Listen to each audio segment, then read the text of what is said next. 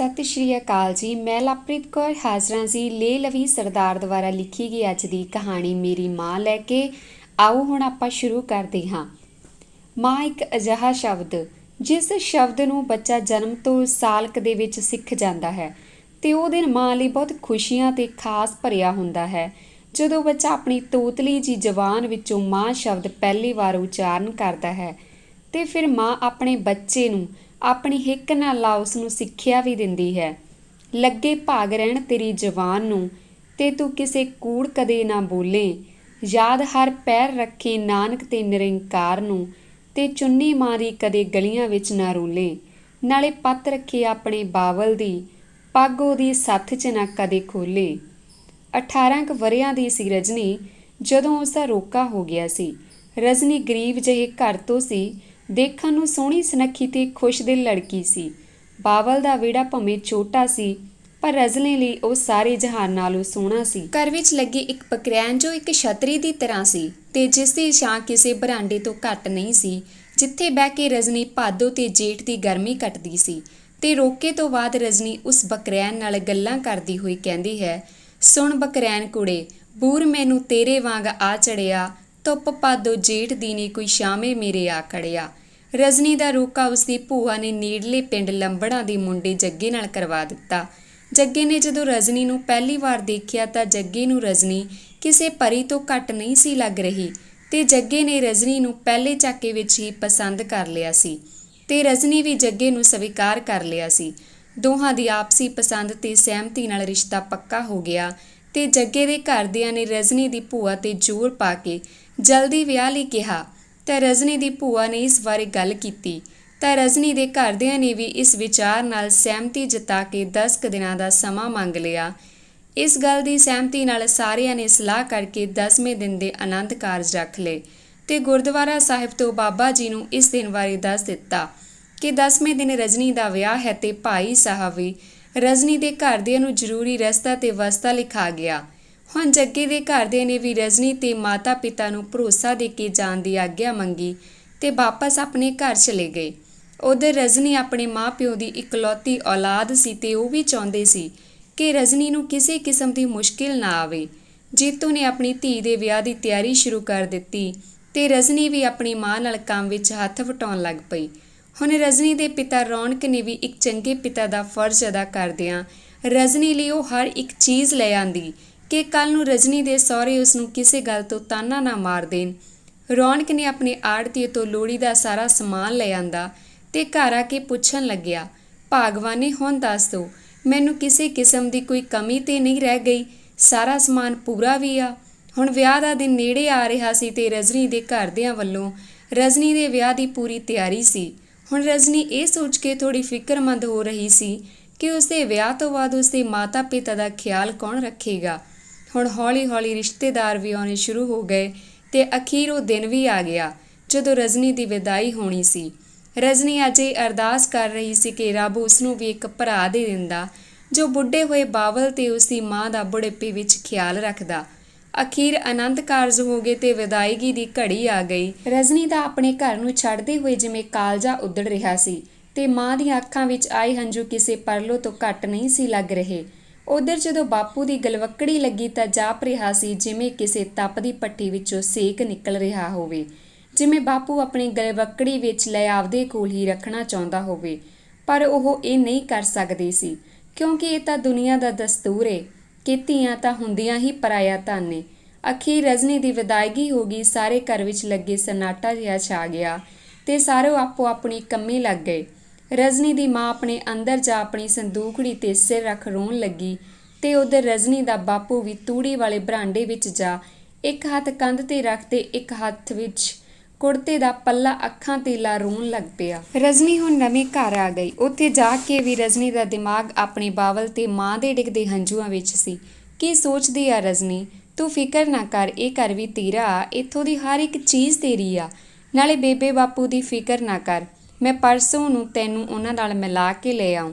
ਜੱਗੇ ਰਜਨੀ ਨੂੰ ਪਾਣੀ ਫੜਾਉਂਦੇ ਹੋਏ ਕਿਹਾ।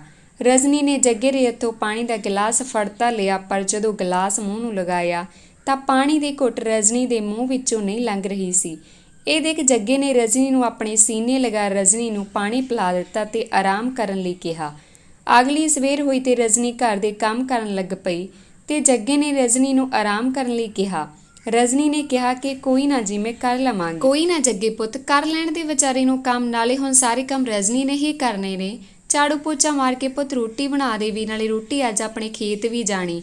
ਮੇਰਾ ਤੇਜਾ ਪੁੱਤ ਅੱਜ ਖੇਤ ਗਿਆ, ਕਹਿੰਦਾ ਥੋੜਾ ਕੰਮ ਕਰਨਾ ਖੇਤ।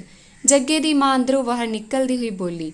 ਰਜਨੀ ਝਾੜੂ ਪੋਚਾ ਮਾਰ ਕੇ ਰੋਟੀ ਲੱਗ ਪਈ ਤੇ ਇਹਨੇ ਨੂੰ ਆਵਾਜ਼ ਆਈ ਕਿ ਰੋਟੀ ਬਣਾ ਕੇ ਕੱਪੜੇ ਧੋ ਦੇਵੀਂ ਤੇ ਨਾਲੇ ਮੈਨੂੰ ਵੀ ਰੋਟੀ ਫੜਾ ਕੇ। ਜੱਗੇ ਦੀ ਮਾਂ ਮੰਜੇ ਤੇ ਬੈਠਦੀ ਹੋਈ ਬੋਲੀ। ਰਜਨੀ ਦਾ ਸਾਰਾ ਦਿਨ ਘਰ ਦੇ ਕੰਮਾਂ ਕਾਰਾਂ ਵਿੱਚ ਹੀ ਲੰਘ ਜਾਣ ਲੱਗਾ। ਉਸਨੂੰ ਘਰ ਦੇ ਕੰਮਾਂ ਤੋਂ ਥੋੜੇ ਸਮੇਂ ਲਈ ਵੀ ਵਿਹਲ ਨਹੀਂ ਸੀ ਮਿਲਦੀ। ਰਜਨੀ ਸਾਰਿਆਂ ਨਾਲੋਂ ਪਹਿਲਾਂ ਉੱਠਦੀ ਤੇ ਰਾਤ ਨੂੰ ਸਾਰਿਆਂ ਦੇ ਸੌ ਜਾਣ ਤੇ ਅਖੀਰ ਵਿੱਚ ਆ ਸੌਂਦੀ। ਇਹ ਦੇਖ ਕੇ ਜੱਗਾ ਰਜਨੀ ਦੀ ਕੰਮਾਂ ਵਿੱਚ ਥੋੜੀ ਮਦਦ ਕਰਾਉਣ ਲੱਗਾ। ਉਹ ਮੱਝਾਂ ਵਾਲੇ ਪਾਸੇ ਦਾ ਬਹੁਤਾ ਕੰਮ ਆਪ ਕਰਨ ਲੱਗ ਪਿਆ। ਇੱਧਰ ਤੇਜਾ, ਜੋ ਕਿ ਉਮਰ ਵਿੱਚ ਜੱਗੇ ਨਾਲੋਂ 4 ਸਾਲ ਵੱਡਾ ਸੀ, ਜੋ ਕਿ ਇੱਕ ਅਮਲੀ ਕਿਸਮ ਦਾ ਇਨਸਾਨ ਸੀ, ਜਿਸ ਕਾਰਨ ਉਸਦਾ ਵਿਆਹ ਨਹੀਂ ਸੀ ਹੋ ਰਿਹਾ, ਸਾਰਾ ਦਿਨ ਤੇਜੇ ਦਾ ਨਸ਼ਾ ਪੱਤੇ ਵਿੱਚ ਹੀ ਲੰਘ ਜਾਂਦਾ ਸੀ।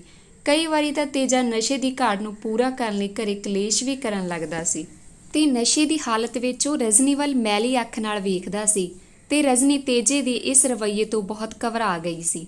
ਇੱਕ ਦਿਨ ਨਸ਼ੇ ਦੀ ਜ਼ਿਆਦਾ ਵਰਤੋਂ ਕਰਨ ਨਾਲ ਤੇਜੇ ਤੋਂ ਸਵੇਰੇ ਉੱਠਿਆ ਨਹੀਂ ਗਿਆ ਤੇ ਉਸਨੇ ਖੇਤ ਜਾਣ ਤੋਂ ਇਨਕਾਰ ਕਰ ਦਿੱਤਾ।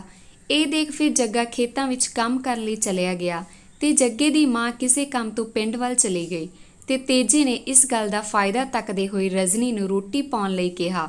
ਰਜਨੀ ਘਰ ਇਕੱਲੀ ਹੋਣ ਕਰਕੇ ਘਬਰਾ ਗਈ ਤੇ ਉਹ ਡਰ ਰਹੀ ਸੀ ਕਿ ਤੇਜਾ ਉਸ ਨਾਲ ਕੁਝ ਗਲਤ ਨਾ ਕਰ ਦੇਵੇ। ਰਜਨੀ ਜਦੋਂ ਰੋਟੀ ਲੈ ਕੇ ਤੇਜੇ ਦੇ ਕਮਰੇ ਗਈ ਤਾਂ ਉਹੀ ਗੱਲ ਹੋਈ ਜਿਸ ਗੱਲ ਤੋਂ ਰਜਨੀ ਡਰ ਰਹੀ ਸੀ। ਤੇਜੇ ਨੇ ਰਜਨੀ ਦੀ ਬਾਂਹ ਫੜ ਲਈ ਤੇ ਉਸ ਨਾਲ ਜ਼ਬਰਦਸਤੀ ਕਰਨ ਲੱਗ ਪਿਆ। ਰਜਨੀ ਦੇ ਡਰ ਨਾਲ ਦੇਹ ਕੰਬਣ ਲੱਗ ਪਈ।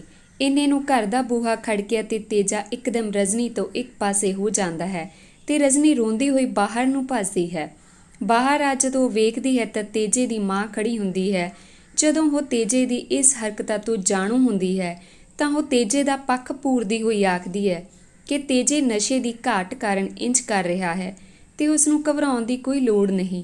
ਰਜਨੀ ਇਹ ਸਭ ਵੇਖ ਹੋਰ ਘਬਰਾ ਜਾਂਦੀ ਹੈ। ਰਜਨੀ ਦੀ ਦੇਹ ਕੰਬਣ ਲੱਗਦੀ ਹੈ ਤੇ ਉਹ ਜੱਗੇ ਦਾ ਘਰ ਆਉਣ ਦਾ ਇੰਤਜ਼ਾਰ ਕਰਦੀ ਹੈ।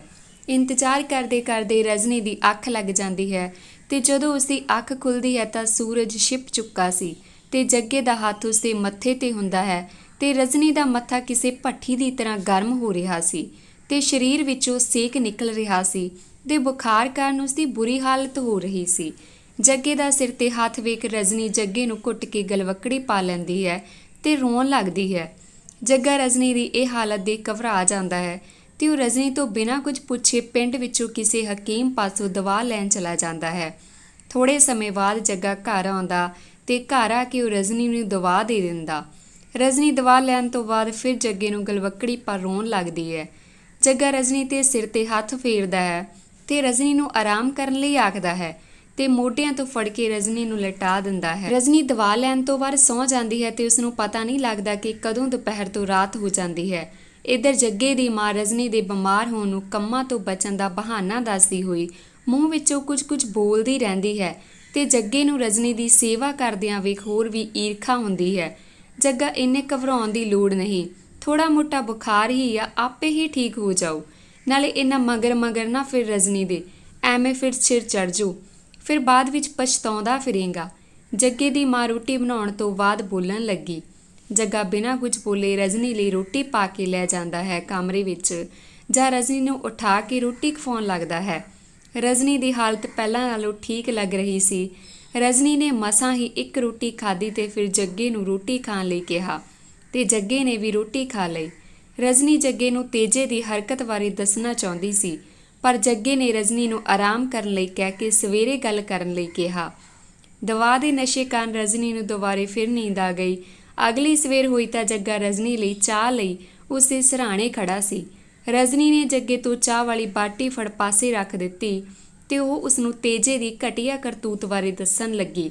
ਜੱਗਾ ਇਹ ਸੁਣ ਕੇ ਗੁੱਸੇ ਨਾਲ ਲਾਲ ਹੋ ਗਿਆ ਕਿ ਇੰਨੇ ਨੂੰ ਜੱਗੇ ਦੀ ਮਾਂ ਆ ਗਈ ਤੇ ਉਸਨੇ ਤੇਜੇ ਦੁਆਰਾ ਕੀਤੀ ਗਲਤੀ ਨੂੰ ਛੁਪਾਉਣ ਲਈ ਤੇਜੇ ਦੀ ਨਸ਼ੇ ਦੀ ਹਾਲਤ ਨੂੰ ਜੱਗੇ ਅੱਗੇ ਪੇਸ਼ ਕਰਕੇ ਕਿਹਾ ਕਿ ਉਸਨੇ ਕੱਲ ਨਸ਼ੇ ਦੀ ਹਾਲਤ ਵਿੱਚ ਰਜਨੀ ਨੂੰ ਕੁਝ ਬੁਰਾ ਭਲਾ ਕਹਿ ਦਿੱਤਾ ਹੋਣਾ, ਜਿਸ ਦੀ ਮੈਂ ਤੇਜੇ ਤਰਫੋਂ ਮਾਫ਼ੀ ਮੰਗਦੀ ਹਾਂ।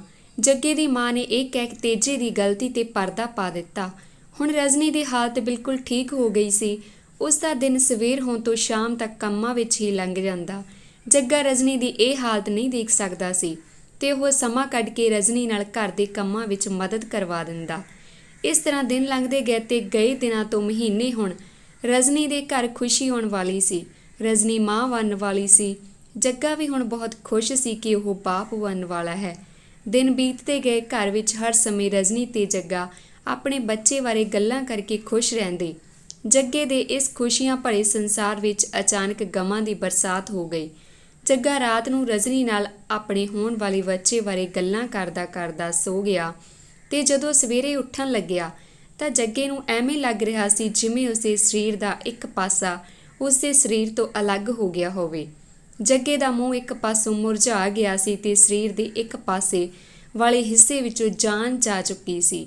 ਜੱਗੇ ਨੇ ਜਦੋਂ ਮੰਜੇ ਤੋਂ ਉੱਠਣ ਦੀ ਕੋਸ਼ਿਸ਼ ਕੀਤੀ ਤਾਂ ਉਹ ਉੱਠਣ ਵਿੱਚ ਅਸਫਲ ਰਿਹਾ। ਜਦੋਂ ਉਸਨੇ ਰਜਨੀ ਨੂੰ ਆਵਾਜ਼ ਦੇਣ ਦੀ ਕੋਸ਼ਿਸ਼ ਕੀਤੀ ਤਾਂ ਉਸਦੀ ਆਵਾਜ਼ ਤੁਤਲਾ ਗਈ ਸੀ। ਜਦੋਂ ਰਜਨੀ ਨੇ ਜੱਗੇ ਕੋਲ ਆ ਕੇ ਵੇਖਿਆ ਤਾਂ ਉਹ ਜੱਗੇ ਦੀ ਇਸ ਹਾਲਤ ਨੂੰ ਦੇਖ ਘਬਰਾ ਗਈ ਤੇ ਉਸਨੇ ਮਦਦ ਲਈ ਆਵਾਜ਼ ਲਗਾਈ ਤਾਂ ਉਸਦੀ ਆਵਾਜ਼ ਸੁਣ ਜੱਗੇ ਦੀ ਮਾਂ ਤੇ ਤੇਜਾ ਦੋਵੇਂ ਜੱਗੇ ਦੇ ਕਮਰੇ ਵਿੱਚ ਆ ਗਏ। ਜੱਗੇ ਦੀ ਮਾਂ ਨੇ ਤੇਜੀ ਨੂੰ ਕਿਹਾ ਕਿ ਉਹ ਜਲਦੀ ਹਕੀਮ ਨੂੰ ਬੁਲਾ ਕੇ ਲਿਆਵੇ। ਤੇਜਾ ਜਲਦੀ ਨਾਲ ਹਕੀਮ ਨੂੰ ਬੁਲਾਉਣ ਲਈ ਚਲਾ ਜਾਂਦਾ ਹੈ। ਇੱਧਰ ਜੱਗੇ ਦੀ ਹਾਲਤ ਵੇਖ ਰਜਨੀ ਨੂੰ ਬੁਰਾ ਭਲਾ ਬੋਲਣ ਲੱਗਦੀ ਹੈ, ਪਰ ਰਜਨੀ ਨੂੰ ਕੁਝ ਵੀ ਸਮਝ ਨਹੀਂ ਲੱਗ ਰਿਹਾ ਸੀ ਕਿ ਇਹ ਕੀ ਹੋ ਰਿਹਾ ਹੈ। ਥੋੜੇ ਸਮੇਂ ਬਾਅਦ ਤੇਜਾ ਹਕੀਮ ਨੂੰ ਨਾਲ ਲੈ ਕੇ ਘਰ ਆ ਜਾਂਦਾ ਹੈ। ਹਕੀਮ ਜੱਗੇ ਦੀ ਹਾਲਤ ਵੇਖ ਦੱਸਦਾ ਹੈ ਕਿ ਜੱਗੇ ਨੂੰ ਅਧਰੰਗ ਹੋ ਗਿਆ ਹੈ, ਜਿਸ ਕਰਕੇ ਜੱਗੇ ਦੇ ਅੱਧੇ ਸਰੀਰ ਦਾ ਹਿੱਸਾ ਖੜ ਗਿਆ ਹੈ ਜੋ ਹੁਣ ਕਿਸੇ ਕੰਮ ਨੂੰ ਨਹੀਂ ਕਰ ਸਕਦਾ। ਇਹ ਸੁਣ ਰਜਨੀ ਘਬਰਾ ਜਾਂਦੀ ਹੈ ਤੇ ਰੋਂਦੀ ਹੋਈ ਜੱਗੇ ਦੇ ਸਿਰ ਨੂੰ ਪੱਟਾਂ ਤੇ ਰੱਖ ਰੋਣ ਲੱਗਦੀ ਹੈ। ਜੱਗਾ ਵੀ ਇਹ ਦੇਖ ਦੁਖੀ ਹੋ ਜਾਂਦਾ ਹੈ ਤੇ ਬੇਵਸੀ ਨਾਲ ਦੇਖਦਾ ਰਹਿੰਦਾ ਹੈ। ਜੱਗੇ ਦੀ ਮਾਂ ਹੁਣ ਰਜਨੀ ਨਾਲ ਲੜਨ ਦਾ ਬਹਾਨਾ ਮਿਲ ਜਾਂਦਾ ਹੈ। ਉਹ ਜੱਗੇ ਦੀ ਹੋਈ ਇਸ ਹਾਲਤ ਲਈ ਰਜਨੀ ਨੂੰ ਕੋਸਣ ਲੱਗਦੀ ਹੈ ਤੇ ਉਹ ਹਮਦਰਦੀ ਪ੍ਰਗਟਾਉਣ ਦੀ ਜਗ੍ਹਾ ਮੂੰਹ ਵਿੱਚੋਂ ਕੁਝ ਬੋਲਦੀ ਰਹਿੰਦੀ ਉੱਥੋਂ ਚਲੀ ਜਾਂਦੀ ਹੈ। ਰਜਨੀ ਵੀ ਜੱਗੇ ਦੀ ਮਾਂ ਦੀਆਂ ਗੱਲਾਂ ਸੁਣ ਆਪਣੇ ਆਪ ਨੂੰ ਕੋਸਣ ਲੱਗੀ ਤੇ ਆਪਣੀ ਕਿਸਮਤ ਨੂੰ ਮਾੜੀ ਸਮਝ ਕੇ ਰੋਣ ਲੱਗਦੀ ਹੈ। ਦੂਜੇ ਪਾਸੇ ਤੇਜਾ ਜੱਗੇ ਦੀ ਇਹ ਹਾਲਤ ਦੇਖ ਅੰਦਰੋਂ ਅੰਦਰੀ ਖੁਸ਼ ਹੋ ਜਾਂਦਾ ਹੈ ਤੇ ਉਹ ਜੱਗੇ ਪ੍ਰਤੀ ਝੂਠੀ ਹਮਦਰਦੀ ਦਿਖਾਉਣ ਦਾ ਝੂਠਾ ਤਮਾਸ਼ਾ ਕਰਦਾ ਹੋਇਆ ਉੱਥੋਂ ਉੱਠ ਕੇ ਚਲਾ ਜਾਂਦਾ ਹੈ। ਤੇਜਾ ਆਪਣੇ ਕਮਰੇ ਵਿੱਚ ਜਾ ਬਹੁਤ ਖੁਸ਼ ਹੁੰਦਾ ਹੈ ਤੇ ਹੁਣ ਉਹ ਰਜਨੀ ਪ੍ਰਤੀ ਹੋਰ ਵੀ ਬੇਈਮਾਨ ਹੋ ਜਾਂਦਾ ਹੈ। ਉਹ ਹੁਣ ਸਮਝਦਾ ਹੈ ਕਿ ਹੁਣ ਉਸ ਦੇ ਰਾਹ ਵਿੱਚ ਕੋਈ ਵੀ ਅੜਚਨ ਨਹੀਂ ਲਗਾ ਸਕਦਾ। ਤੇਜਾ ਇਸ ਖੁਸ਼ੀ ਨੂੰ ਹਜ਼ਮ ਕਰਨ ਲਈ ਸਵੇਰੇ ਹੀ ਸ਼ਰਾਬ ਪੀਣ ਲੱਗਦਾ ਹੈ। ਰਜਨੀ ਨੂੰ ਸਮਝ ਨਹੀਂ ਆ ਰਹੀ ਸੀ ਕਿ ਕੀ ਕੀਤਾ ਜਾਵੇ। ਰਜਨੀ ਜੱਗੇ ਲਈ ਰੋਟੀ ਬਣਾਉਣ ਚਲੀ ਜਾਂਦੀ ਹੈ, ਪਰ ਫਿਰ ਉਹ ਸੋਚਦੀ ਹੈ ਕਿ ਉਸ ਲਈ ਦਲੀਆ ਬਣਾ ਦੇਵੇ। ਰਜਨੀ ਜੱਗੇ ਲਈ ਦਲੀਆ ਬਣਾ ਕੇ ਖਵਾਉਣ ਲੱਗਦੀ ਹੈ, ਪਰ ਰਜਨੀ ਦੇ ਜੱਗੇ ਦੀ ਇਸ ਹਾਲਤ ਨੂੰ ਵੇਖ ਕੁਝ ਵੀ ਅੰਦਰ ਨਹੀਂ ਲੰਘਦਾ। ਹੁਣ ਜੱਗੇ ਦੀ ਹਾਲਤ ਵਿੱਚ ਕੋਈ ਵੀ ਸੁਧਾਰ ਨਹੀਂ ਆ ਰਿਹਾ ਸੀ। ਉਹ ਪਹਿਲਾਂ ਨਾਲੋਂ ਹੋਰ ਬਿਮਾਰੀ ਦਾ ਸ਼ਿਕਾਰ ਹੋ ਰਿਹਾ ਸੀ। ਜਿਵੇਂ ਜਿਵੇਂ ਦਿਨ ਲੰਘ ਰਹੇ ਸੀ ਉਸਦੀ ਹਾਲਤ ਵਿਗੜ ਰਹੀ ਸੀ। ਰਜਨੀ ਭਾਵੇਂ ਜੱਗੇ ਦੀ ਸਿਹਤ ਦਾ ਪੂਰਾ ਖਿਆਲ ਰੱਖਦੀ ਸੀ, ਪਰ ਜੱਗਾ ਹੁਣ ਹਿੰਮਤ ਹਾਰਨ ਲੱਗ ਪਿਆ ਸੀ। ਦੂਜੇ ਪਾਸੇ ਜੱਗੇ ਦੀ ਮਾਂ ਰਜਨੀ ਨੂੰ ਹੀ ਜੱਗੇ ਦੀ ਇਸ ਹਾਲਤ ਦਾ ਜ਼ਿੰਮੇਵਾਰ ਠਹਿਰਾ ਰਹੀ ਸੀ ਤੇ ਹੁਣ ਉਹ ਰਜਨੀ ਨੂੰ ਅਲੱਗ ਕਰਨ ਬਾਰੇ ਸੋਚ ਰਹੀ ਸੀ ਤੇ ਰਹਿੰਦੀ ਕਸਰ ਤੇਜਾ ਕੱਢ ਰਿਹਾ ਸੀ। ਉਹ ਰਜਨੀ ਵੱਲ ਹਬਸ ਭਰੀ ਨਜ਼ਰ ਨਾਲ ਵੇਖਦਾ ਸੀ ਤੇ ਰਜਨੀ ਵੀ ਇਸ ਗੱਲ ਤੋਂ ਜਾਣੂ ਸੀ, ਜਿਸ ਕਰਕੇ ਉਹ ਤੇਜੇ ਵਾਲੇ ਕਮਰੇ ਵਿੱਚ ਜਾਣ ਤੋਂ ਡਰਦੀ ਸੀ। ਤੇਜਾ ਹਰ ਵੇਲੇ ਨਸ਼ੇ ਨਾਲ ਡੱਕਿਆ ਰਹਿੰਦਾ ਸੀ। ਨਸ਼ੇ ਦੀ ਜ਼ਿਆਦਾ ਵਰਤੋਂ ਕਰਕੇ ਉਹ ਕੋਈ ਕੰਮ ਵੀ ਨਹੀਂ ਸੀ ਕਰਦਾ। ਹੁਣ ਰਜਨੀ ਵੀ ਮਾਂ ਬਣਨ ਵਾਲੀ ਸੀ ਤੇ ਜੱਗੇ ਦੀ ਹਾਲਤ ਵੀ ਦਿਨੋਂ ਦਿਨ ਵਿਗੜਦੀ ਜਾ ਰਹੀ ਸੀ। ਹੁਣ ਤਾਂ ਜੱਗਾ ਕੁਝ ਖਾਣੋਂ ਪੀਣੋਂ ਵੀ ਹਟ ਗਿਆ ਸੀ। ਇੱਕ ਦਿਨ ਰਜਨੀ ਜੱਗੇ ਲਈ ਖਿਚੜੀ ਬਣਾ ਰਹੀ ਸੀ ਤੇ ਕੁਝ ਸਮਾਂ ਉਹ ਚੁੱਲ੍ਹੇ ਕੋਲ ਬੈਠੀ ਰਹੀ ਤੇ ਆਪਣੀ ਹੋਣ ਵਾਲੀ ਔਲਾਦ ਬਾਰੇ ਸੋਚ ਰਹੀ ਸੀ। ਥੋੜੇ ਸਮੇਂ ਬਾਅਦ ਖਿਚੜੀ ਬਣ ਗਈ ਤੇ ਉਸਨੇ ਖਿਚੜੀ ਨੂੰ ਠੰਡੀ ਕਰਨ ਲਈ ਥਾਲ ਵਿੱਚ ਪਾ ਲਿਆ ਤੇ ਜਦੋਂ ਉਹ ਥਾਲ ਅੰਦਰ ਜੱਗੇ ਕੋਲ ਲੈ ਕੇ ਗਈ ਤੇ ਥਾਲ ਰੱਖ ਜੱਗੇ ਨੂੰ ਉਠਾਉਣ ਲੱਗ ਪਈ, ਪਰ ਜੱਗਾ ਉਸਦੀ ਗੱਲ ਨਹੀਂ ਸੁਣ ਰਿਹਾ ਸੀ। ਰਜਨੀ ਤੇ ਇੱਕ ਹੋਰ ਦੁੱਖਾਂ ਦਾ ਪਹਾੜ ਆਣ ਡਿੱਗਾ ਸੀ। ਰਜਨੀ ਦੇ ਅੰਦਰੋਂ ਹੁਣ ਨਿਕਲ ਰਹੀਆਂ ਕੂਕਾਂ ਜੋ ਅੰਬਰਾਂ ਨੂੰ ਪਾੜ ਕੇ ਜੱਗੇ ਦਾ ਪਤਾ ਪੁੱਛ ਰਹੀਆਂ ਸੀ, ਪਰ ਜੱਗਾ ਆਪਣੀ ਫੁੱਲਾਂ ਵਰਗੀ ਪਤਨੀ ਤੇ ਹੋਣ ਵਾਲੇ ਬੱਚੇ ਨੂੰ ਛੱਡ ਇਸ ਦੁਨੀਆ ਤੋਂ ਚਲਾ ਗਿਆ ਸੀ। ਰਜਨੀ ਦੀਆਂ ਰੋਣ ਦੀਆਂ ਚੀਕਾਂ ਸੁਣ ਆਂਢ ਗੁਆਂਢ ਦੇ ਲੋਕ ਇਕੱਠੇ ਹੋ ਗਏ ਤੇ ਰਜਨੀ ਦੀ ਹਾਲਤ ਦੇਖ ਹਰ ਇੱਕ ਦੀ ਅੱਖ ਰੋ ਰਹੀ ਸੀ। ਹੁਣ ਜੱਗੇ ਦਾ ਸੰਸਕਾਰ ਕਰ ਦਿੱਤਾ ਤੇ ਰਜਨੀ ਨੂੰ ਦਿਲਾਸੇ ਦੇ ਲੋਕ ਆਪੋ ਆਪਣੇ ਘਰ ਚਲੇ ਗਏ। ਰਜਨੀ ਦਾ ਵਸਦਾ ਸੰਸਾਰ ਉੱਜੜ ਗਿਆ ਸੀ ਤੇ ਹੁਣ ਬਿਲਕੁਲ ਇਕੱਲੀ ਹੋ ਗਈ ਸੀ। ਹੌਲੀ ਹੌਲੀ ਜੱਗੇ ਦੀ ਮੌਤ ਦੇ ਰਸਮ ਰਿਵਾਜ ਪੂਰੇ ਹੋ ਗਏ। ਦੂਜੇ ਪਾਸੇ ਤੇਜਾ ਦਿਨੋਂ ਦਿਨ ਨਸ਼ੇ ਦੀ ਵਰਤੋਂ ਜ਼ਿਆਦਾ ਕਰਨ ਲੱਗ ਪਿਆ। ਕਦੇ ਕਦੇ ਤਾਂ ਉਹ ਨਸ਼ੇ ਦੀ ਪੂਰਤੀ ਲਈ ਆਪਣੀ ਮਾਂ 'ਤੇ ਵੀ ਹੱਥ ਚੁੱਕ ਦਿੰਦਾ ਸੀ। ਆਪਦੇ ਹਿੱਸੇ ਆਉਂਦੀ ਜ਼ਮੀਨ ਤਾਂ ਉਸਨੇ ਲਗਭਗ ਵੇਚ ਹੀ ਦਿੱਤੀ ਸੀ ਤੇ ਹੁਣ ਉਸਦੀ ਨਜ਼ਰ ਜੱਗੇ ਦੀ ਜ਼ਮੀਨ 'ਤੇ ਸੀ, ਜਿਸ ਕਰਕੇ ਉਹ ਹਰ ਰੋਜ਼ ਲੜਾਈ ਕਰਦਾ ਤੇ ਆਪਣੀ ਮਾਂ 'ਤੇ ਵੀ ਹੱਥ ਚੁੱਕ ਦਿੰਦਾ ਸੀ। ਤੇਜੇ ਦੇ ਨਿੱਤ ਦੇ ਇਸ ਕਲੇਸ਼ ਤੋਂ ਉਸਦੀ ਮਾਂ ਵੀ ਤੰਗ ਆ ਗਈ ਸੀ ਤੇ ਦੂਜੇ ਪਾਸੇ ਹੁਣ ਉਸਦਾ ਰਵੱਈਆ ਰਜਨੀ ਪ੍ਰਤੀ ਨਰਮ ਹੋ ਗਿਆ ਸੀ। ਹੁਣ ਉਹ ਰਜਨੀ ਨੂੰ ਆਰਾਮ ਕਰਨ ਲਈ ਆਖਦੀ ਤੇ ਕਹਿੰਦੀ ਕਿ ਰਜਨੀ ਦਾ ਹੋਣ ਵਾਲਾ ਬੱਚਾ ਜੱਗਾ ਹੀ ਹੋਵੇਗਾ। ਰਜਨੀ ਵੀ ਹੁਣ ਜੱਗੇ ਦੀ ਜਾਤ ਤੇ ਹੋਣ ਵਾਲੇ ਬੱਚੇ ਲਈ ਜਿਉਣ ਲੱਗੀ ਸੀ। ਅਖੀਰ ਉਹ ਦਿਨ ਆ ਗਿਆ ਜਦੋਂ ਰਜਨੀ ਦੀ ਕੁੱਖ ਹਰੀ ਹੋ ਗਈ ਤੇ ਉਸਦੇ ਘਰ ਇੱਕ ਲੜਕੇ ਨੇ ਜਨਮ ਲਿਆ। ਰਜਨੀ ਦੀ ਖੁਸ਼ੀ ਦਾ ਕੋਈ ਟਿਕਾਣਾ ਨਹੀਂ ਸੀ ਤੇ ਖੁਸ਼ੀ ਦੇ ਨਾਲ ਉਸਦੀਆਂ ਅੱਖਾਂ ਵਿੱਚੋਂ ਹੰਝੂ ਵੀ ਆ ਰਹੇ ਸੀ। ਇਹ ਹੰਝੂ ਜੱਗੇ ਦੀ ਯਾਦ ਵਿੱਚ ਵਹਿ ਰਹੇ ਸੀ। ਦੂਜੇ ਪਾਸੇ ਰਜਨੀ ਦੀ ਸੱਸ ਵੀ ਬਹੁਤ ਖੁਸ਼ ਸੀ। ਉਸਨੇ ਰਜਨੀ ਨੂੰ ਵਧਾਈਆਂ ਦਿੰਦਿਆਂ ਕਿਹਾ ਕਿ ਮੈਂ ਤਾਂ ਸੋਚ ਲਿਆ ਹੈ ਕਿ ਇਸ ਦਾ ਨਾਮ ਮੈਂ ਜੱਗਾ ਹੀ ਰੱਖਾਂਗੀ। ਇਹ ਕਹਿ ਕੇ ਰਜਨੀ ਦੀ ਸੱਸ ਪ੍ਰਸ਼ਾਦ ਬਣਾਉਣ ਚਲੀ ਜਾਂਦੀ ਹੈ। ਰਜਨੀ ਹੁਣ ਬਹੁਤ ਖੁਸ਼ ਸੀ ਤੇ ਉਹ ਜੱਗੇ ਦੀ ਫੋਟੋ ਵੱਲ ਦੇਖ ਕਹਿ ਰਹੀ ਸੀ ਕਿ ਜੇ ਅੱਜ ਤੂੰ ਹੁੰਦਾ ਤਾਂ ਆਪਣੇ ਬੱਚੇ ਨੂੰ ਦੇਖ ਕਿੰਨਾ ਖੁਸ਼ ਹੋਣਾ ਸੀ। ਰਜਨੀ ਦੇ ਘਰ ਬੱਚਾ ਹੋਣ ਦੀ ਖਬਰ ਸੁਣ ਆਂਢ ਗੁਆਂਢ ਦੇ ਲੋਕ ਵੀ ਰਜਨੀ ਨੂੰ ਵਧਾਈ ਦੇਣ ਆਉਣ ਲੱਗੇ ਤੇ ਜੋ ਵੀ ਰਜਨੀ ਦੇ ਬੱਚੇ ਨੂੰ ਵੇਖਦਾ ਤਾਂ ਉਹ ਇਹੀ ਕਹਿੰਦਾ ਕਿ ਤੇਰੀ ਕੁੱਖੋਂ ਮੁੜ ਜੱਗੇ ਨੇ ਜਨਮ ਲਿਆ ਹੈ। ਇਹ ਗੱਲ ਸੁਣ ਰਜਨੀ ਦਾ ਕਲੇਜਾ ਠਰ ਜਾਂਦਾ ਤੇ ਉਹ ਜੱਗੇ ਦੀ ਫੋਟੋ ਵੱਲ ਦੇਖ ਆਖਦੀ ਕਿ ਇੱਕ ਵਾਰ ਤੂੰ ਵੀ ਬੋਲ ਕੇ ਕਹਿ ਕਿ ਮੈਂ ਹੀ ਜੋ ਤੇਰੀ ਕੁੱਖੋਂ ਦੁਬਾਰਾ ਤੇਰਾ ਪੁੱਤ ਬਣ ਆਇਆ ਹਾਂ। ਰਜਨੀ ਦੇ ਵਿਹੜੇ ਹੁਣ ਰੌਣਕ ਲੱਗੀ ਹੋਈ ਸੀ। ਕੋਈ ਵਧਾਈ ਦੇਣ ਆਉਂਦਾ ਸੀ ਤੇ ਕੋਈ ਵਧਾਈ ਲੈਣ ਆਉਂਦਾ ਸੀ। ਦਿਨ ਬੀਤਦੇ ਗਏ, ਘਰ ਕਮਾਈ ਕਰਨ ਵਾਲਾ ਕੋਈ ਨਹੀਂ ਸੀ। ਜੱਗੇ ਦੇ ਮਰਨ ਤੋਂ ਬਾਅਦ ਤੇਜੀ ਨੇ ਆਪਣੇ ਹਿੱਸੇ ਦੀ ਜ਼ਮੀਨ ਵੇਚ ਦਿੱਤੀ ਤੇ ਸਾਰੀ ਕਮਾਈ ਨਸ਼ੇ ਵਿੱਚ ਬਰਬਾਦ ਕਰ ਦਿੱਤੀ। ਹੁਣ ਘਰ ਦਾ ਗੁਜ਼ਾਰਾ ਔਖਾ ਹੋ ਗਿਆ। ਹੁਣ ਰਜਨੀ ਦੀ ਸੱਸ ਵੀ ਰਜਨੀ ਦਾ ਹਰ ਕੰਮ ਵਿੱਚ ਹੱਥ ਵਟਾਉਣ ਲੱਗ ਪਈ।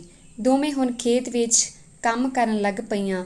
ਰਜਨੀ ਨੇ ਆਪਣੀ ਸੱਸ ਨੂੰ ਨਾਲ ਲਿਜਾ ਕੇ ਆਪਣੇ ਆੜ੍ਹਤੀਏ ਕੋਲੋਂ ਪੈਸੇ ਉਧਾਰ ਮੰਗੇ, ਪਰ ਉਹਨਾਂ ਦੇ ਆੜ੍ਹਤੀਏ ਨੇ ਪੈਸੇ ਉਧਾਰ ਦੇਣ ਦੀ ਥਾਂ ਉਹਨਾਂ ਦੀ ਅੱਧੀ ਜ਼ਮੀਨ ਗਹਿਣੇ ਰੱਖਣ ਦੇ ਬਦਲੇ ਪੈਸੇ ਦਿੱਤੇ। ਘਰ ਦੇ ਹਾਲਾਤ ਵੇਖ ਰਜਨੀ ਨੇ ਆਪਣੀ ਅੱਧੀ ਜ਼ਮੀਨ ਗਹਿਣੇ ਰੱਖ ਦਿੱਤੀ। ਪੈਸੇ ਲੈ ਦੋਵੇਂ ਘਰ ਆ ਗਈਆਂ। ਘਰ ਆ ਰਜਨੀ ਨੇ ਸਾਰੇ ਪੈਸੇ ਆਪਣੀ ਸੱਸ ਦੇ ਹੱਥ 'ਤੇ ਦਿੱਤੇ ਤੇ ਉਸਨੂੰ ਘਰ ਦਾ ਸੌਦਾ ਲਿਆਉਣ ਲਈ ਕਿਹਾ। ਰਜਨੀ ਨੇ ਆਪਣੇ ਗਵਾਂਢ 'ਚੋਂ ਕਿਰਾਏ 'ਤੇ ਆਪਣੀ ਜ਼ਮੀਨ ਦੀ ਵਹਾਈ ਕਰਵਾ ਕੇ ਫਸਲ ਦੀ ਬਿਜਾਈ ਕਰ ਦਿੱਤੀ। ਹੁਣ ਰਜਨੀ ਦਾ ਉਸਦੀ ਕਿਸਮਤ ਵੀ ਸਾਥ ਦੇਣ ਲੱਗੀ ਸੀ। ਰਜਨੀ ਨੇ ਕੀਤੀ ਬਿਜਾਈ ਸਾਰੀ ਵਧੀਆ ਹੋ ਗਈ ਤੇ ਹੁਣ ਵਾਰੀ ਸੀ ਪਾਣੀ ਲਗਾਉਣ ਤੇ ਉਸਦੀ ਰਾਖੀ ਕਰਨ ਦੀ। ਰਜਨੀ ਆਪਣੇ ਬੱਚੇ ਨੂੰ ਚੁੱਕ ਕੇ ਸਾਰੇ ਖੇਤ ਨੂੰ ਪਾਣੀ ਲਗਾਉਂਦੀ ਤੇ ਖੇਤ ਵਿੱਚ ਖਾਦ ਵਗੈਰਾ ਪਾਉਂਦੀ। ਰਜਨੀ ਦੀ ਫਸਲ ਵੀ ਵਧੀਆ ਹੋ ਰਹੀ ਸੀ ਤੇ ਘਰ ਦਾ ਖਰਚਾ ਵੀ ਵਧੀਆ ਚੱਲ ਰਿਹਾ ਸੀ। ਹੁਣ ਜੱਗਾ ਵੀ ਵੱਡਾ ਹੋ ਰਿਹਾ ਸੀ। ਉਸਦੇ ਨੈਣ ਨਕਸ਼ ਬਿਲਕੁਲ ਆਪਣੇ ਬਾਪ ਵਰਗਾ ਸੀ। ਉਹ ਆਪਣੀ ਦਾਦੀ ਤੋਂ ਅਕਸਰ ਆਪਣੇ ਬਾਪ ਬਾਰੇ ਪੁੱਛਿਆ ਕਰਦਾ ਸੀ। ਉਸਦੀ ਦਾਦੀ ਉਸਨੂੰ ਉਸਦੇ ਬਾਪ ਦੇ ਸੁਭਾਅ ਤੇ ਉਸਦੀ ਇਮਾਨਦਾਰੀ ਦੇ ਕਿੱਸੇ ਸੁਣਾਇਆ ਕਰਦੀ ਸੀ ਤੇ ਜੱਗਾ ਵੀ ਸੋਚਦਾ ਸੀ ਕਿ ਉਹ ਵੀ ਆਪਦੇ ਪਿਓ ਵਰਗਾ ਹੀ ਬਣੇਗਾ। ਜੱਗਾ ਹੁਣ ਆਪਣੀ ਮਾਂ ਰਜਨੀ ਨੂੰ ਕੰਮ ਕਰਦਿਆਂ ਦੇਖ ਉਸਦੀ ਮਦਦ ਕਰਨ ਦੀ ਸੋਚਦਾ, ਪਰ ਰਜਨੀ ਨੂੰ ਉਸਨੂੰ ਨਿਆਣਾ ਕਹਿ ਕੰਮ ਨਹੀਂ ਕਰਨ ਦਿੰਦੀ ਸੀ। ਪਰ ਉਸਦੀ ਦਾਦੀ ਉਸਦੀ ਕੰਮ ਕਰਨ ਦੀ ਭਾਵਨਾ ਵੇਖ ਉਸਨੂੰ ਮੱਝਾਂ ਵਗੈਰਾ ਨੂੰ ਪਾਣੀ ਵਗੈਰਾ ਪਿਲਾਉਣ ਲਈ ਆਖਦੀ। ਜੱਗਾ ਸਰੀਰ ਪੱਖੋਂ ਤਕੜੇ ਜੁੱਸੇ ਦਾ ਮਾਲਕ ਸੀ। ਪਤਾ ਹੀ ਨਾ ਲੱਗਿਆ ਕਿ ਜੱਗਾ ਦਿਨਾਂ ਵਿੱਚ ਹੀ ਆਪਣੀ ਮਾਂ ਦੇ ਮੋਢਿਆਂ ਤੋਂ ਟੱਪ ਗਿਆ। ਜੱਗਾ ਹੁਣ ਆਪਣੀ ਮਾਂ ਨਾਲ ਖੇਤ ਬੰਨੇ ਵੀ ਜਾਣ ਲੱਗ ਪਿਆ ਤੇ ਉਹ ਆਪਣੀ ਮਾਂ ਨੂੰ ਕੰਮ ਕਰਦਿਆਂ ਵੇਖ ਆਖਦਾ ਕਿ ਉਹ ਹੁਣ ਘਰੇ ਆਰਾਮ ਕਰਿਆ ਕਰੇ। ਜੱਗੇ ਦੀ ਇਹ ਜਿੱਦ ਦੇਖ ਰਜਨੀ ਘਰੇ ਰਹਿਣ ਲੱਗ ਪਈ ਤੇ ਹੁਣ ਬਸ ਜੱਗੇ ਦੀ ਰੋਟੀ ਦੇਣ ਹੀ ਖੇਤ ਆਉਂਦੀ। ਜੱਗਾ ਖੇਤ ਦਾ ਕੰਮ ਆਪਣੇ ਬਾਪ ਦੀ ਤਰ੍ਹਾਂ ਪੂਰੇ ਦਿਲ ਨਾਲ ਕਰਨ ਲੱਗਾ ਤੇ ਖੇਤ ਵਿੱਚ ਬੀਜੀ ਕਣਕ ਦੀ ਫਸਲ ਹੁਣ ਪੱਕ ਗਈ ਸੀ। ਕਣਕ ਦੀ ਵਾਢੀ ਵੀ ਸ਼ੁਰੂ ਹੋ ਗਈ ਸੀ। ਰਜਨੀ ਨੇ ਕਣਕ ਨੂੰ ਦਾਤੀ ਪਾ ਦਿੱਤੀ ਸੀ ਤੇ ਦੋਵੇਂ ਮਾਂ ਤੇ ਪੁੱਤ ਸਵੇਰੇ ਸਾਜਰੇ ਜਾਂਦੇ ਤੇ ਕਣਕ ਦੀ ਵਾਢੀ ਕਰਦੇ। ਬਾਅਦ ਵਿੱਚ ਜੱਗੇ ਦੀ ਦਾਦੀ ਦੋਵਾਂ ਲਈ ਰੋਟੀ ਲੈ ਆਉਂਦੀ ਤੇ ਬਾਅਦ ਵਿੱਚ ਉਹ ਵੀ ਉਹਨਾਂ ਦੀ ਮਦਦ ਕਰਦੀ। ਤਿੰਨਾਂ ਜੀਆਂ ਨੇ ਹੌਲੀ ਹੌਲੀ ਕਣਕ ਦੀ ਵਾਢੀ ਕਰ ਦਿੱਤੀ ਤੇ ਆੜ੍ਹਤੀਏ ਕੋਲ ਗਹਿਣੇ ਰੱਖੀ ਜ਼ਮੀਨ ਛੁਡਵਾ ਲਈ। ਹੁਣ ਜੱਗਾ ਆਪਣੀ ਮਾਂ ਤੇ ਦਾਦੀ ਨੂੰ ਕੋਈ ਵੀ ਕੰਮ ਨਾ ਕਰਨ ਦਿੰਦਾ ਤੇ ਸਾਰੇ ਖੇਤ ਬੰਨੇ ਦੇ ਕੰਮ ਉਹ ਆਪ ਹੀ ਕਰਨ ਲੱਗ ਪਿਆ। ਜਿਸ ਦਿਨ ਕੰਮ ਜ਼ਿਆਦਾ ਹੁੰਦਾ ਤਾਂ ਉਹ ਮਜ਼ਦੂਰਾਂ ਤੋਂ ਦਿਹਾੜੀ 'ਤੇ ਕਰਵਾ ਲੈਂਦਾ। ਧੰਨਵਾਦ ਜੀ। ਜੇਕਰ ਤੁਹਾਨੂੰ ਕਹਾਣੀ ਵਧੀਆ ਲੱਗੀ ਪਲੀਜ਼ ਲਾਈਕ ਕਰਨਾ, ਸ਼ੇਅਰ ਕਰਨਾ ਅਤੇ ਸਾਡੇ ਚੈਨਲ ਨੂੰ ਜ਼ਰੂਰ ਸਬਸਕ੍ਰਾਈਬ ਕਰਨਾ। ਧੰਨਵਾਦ ਜੀ।